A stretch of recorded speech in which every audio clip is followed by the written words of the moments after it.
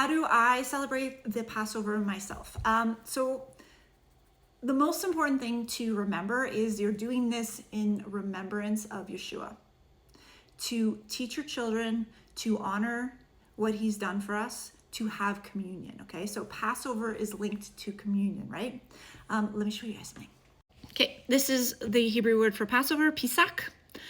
So it's the sacrifice of the Passover involving communion meal, okay? That's where we get communion from. The picture of communion is breaking bread with YESHUA. The bread is a symbol of the word. The bread is, there's a table in the tabernacle or the temple called the table of showbread, where the priests, the Israelites, had a loaf of bread, each representing them. So sitting at a table and breaking bread is this picture of having communion with each other and having communion with the Most High God. His Sabbath days are moed. They're days where he wants you to meet with him. He wants you to break bread with him.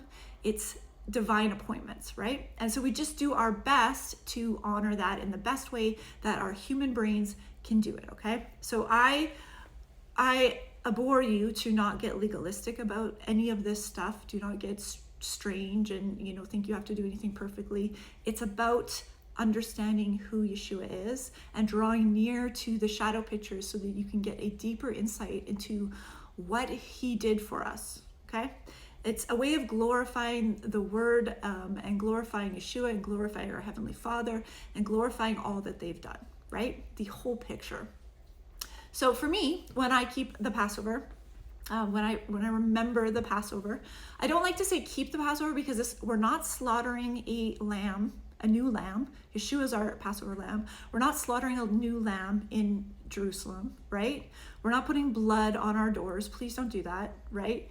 What we are doing is we're understanding that these things were shadows to point us to YESHUA and to teach us about the process of salvation. If you go through the Exodus story, it will teach you about the process of salvation. They're saved from Egypt, saved by grace through faith. Then they go into the wilderness, right?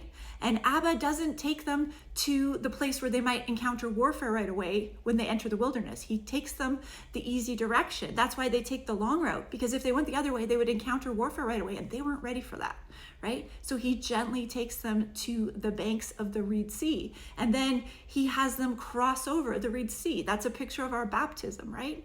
So the picture of the Exodus is a picture of our walk with YESHUA as well. So all of these things are teaching us about our sanctification process, our deliverance process, all of the things that we're going through, okay? So we can, and I think that's probably why the waters have been so muddied by the enemy, because they don't want us to have this full picture. Because once we have this full picture, then we stop debating about denominations and all this stuff, and we realize that all of his doctrine is good and exciting, and he has things to show each and every one of us in every moment, right? Okay, so now to the point, okay? How do I do the Passover? So as a family, we go outside and we take olive oil and we just mark our door. And if I have children with me, like friends' children or anybody that's doing it with us, we would cut out cardboard paper in red and just mark the door, just as a way of teaching them. It's a teaching thing. It's not it's not a weird witchcraft thing. It's like, this is what they did, and we're teaching them, okay? So we do that and we say a prayer outside. We usually blow shofar, and then we come inside before dusk, okay? And we're doing all of this to teach the children. We're doing all of this to create memories and to learn the scriptures, okay? So the other part of the commandment is to eat the Passover with your loins girded and your sandals on your feet and your staff in your hand, okay? That is a picture of being ready to go, being ready to Exodus, okay? So we could take that literally. If you wanted to dress up with your loins girded, that just means that let me show you. Okay, this is how you would gird your loins. And of course, it's from the illustrated guide to the art of manliness, okay? So just know that this is how we develop the art of manliness. All right, now we gird our loins, which basically means you're ready to go to battle, right? You're ready to go. You're like, okay, I got my staff in my hand, I'm ready to go. Sandals on my feet. It's that picture of expectation. You're waiting to go in expectation to Exodus, Egypt, right?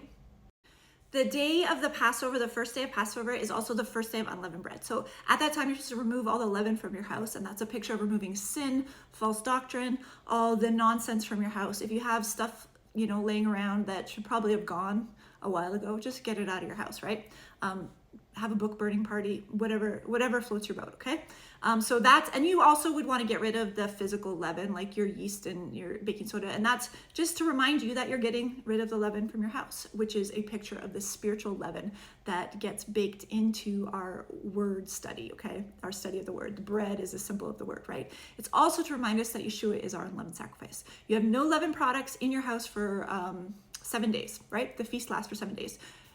The first day of the Passover is a rest day. You do not work. So from that dusk, when we come inside the house at dusk, until the next day at dusk, we don't work. Okay? It's the Passover. It's a day of feasting. And we should just do family time. We do scriptures, we do walks, we do whatever. Okay? So that's a day of rest. And yes, I do take my child out of school for that day. And I do make her stay home. Because for us, that is a Sabbath, holy, set apart day. And it really leaves an impression on your children to do things like that, because they know that we're different, we're set apart. We don't do the Xmas day, we do these things, and they're very set apart and they're very much in our history. They're very much part of us, okay? The Passover feast that you have, so you mark your door, come inside. The Passover feast that you have would be, you can do lamb if you want to, but you're not cooking a whole lamb. It's not a lamb sacrifice, okay? You can do bitter herbs. You're supposed to eat bitter herbs. That's the commandment. So you do like a bitter herb salad or have some parsley, and you eat of the unleavened bread. So the unleavened bread you eat for that entire week. And this is kind of like the unleavened bread part of it, for me, is the most important picture that you really want to meditate on, because that's that idea of communion and YESHUA, and like that communion dinner with YESHUA, right? That you are partaking of his sacrifice. And in 1 Corinthians, I think it's 11, Paul talks about this, how we don't want to partake of the sacrifice of YESHUA and what he did for us, and then not check our hearts, not check our homes, not check our doctrines. We really want to humble ourselves and make sure that we are removing the leaven. You can make unleavened bread, or you can buy it and just look up matzah. That's how you buy unleavened bread. A lot of stores have it this time of year, depending on your location. But to make it is very simple. It's just flour, salt, and oil, and then bake it in the oven. Roll it really flat and bake it in the oven. I have a recipe in my feast book. So you eat and you have at least some unleavened bread throughout the week, and you avoid all leaven throughout the week. So that would be your beer. You would avoid beer, you'd avoid leavened products. Just watch for yeast and leaven and stuff, right? That's also really good. I always think that the Bible has commands that teach us spiritually, but they also cleanse and heal us physically. There's a reason that he has all these commands in the Bible, and I truly believe that these things heal us. So removing the leaven and that yeast from your life for a week actually will kill the candida in your body. So a lot of people have an overgrowth of candida, they have an overgrowth of yeast in their body. So when you do that for a week every year, you're actually killing that yeast in your body. So it's a detox thing as well, which I think is really amazing that his scriptures, you know, he spoke and the word created, right? He created with his words, with his voice. And so everything that he spoke is part of creation, right? And his commands teach us how his creation works. So it works at the spiritual level, but then it also works at the physical level. It's all interconnected. I don't believe it's separate in any ways. Then after that, you have the Feast of First Fruits, which would be on the day after the Sabbath that week, which would be Sunday, okay? So that's the Feast of First Fruits. That's his resurrection day. That is not a day of no work, but it is a feast day. It is a day where you gather. It's a day where you wave the first fruits offering. And there's a lot of deep pictures in that we could go through as well. And I'll do that in another video.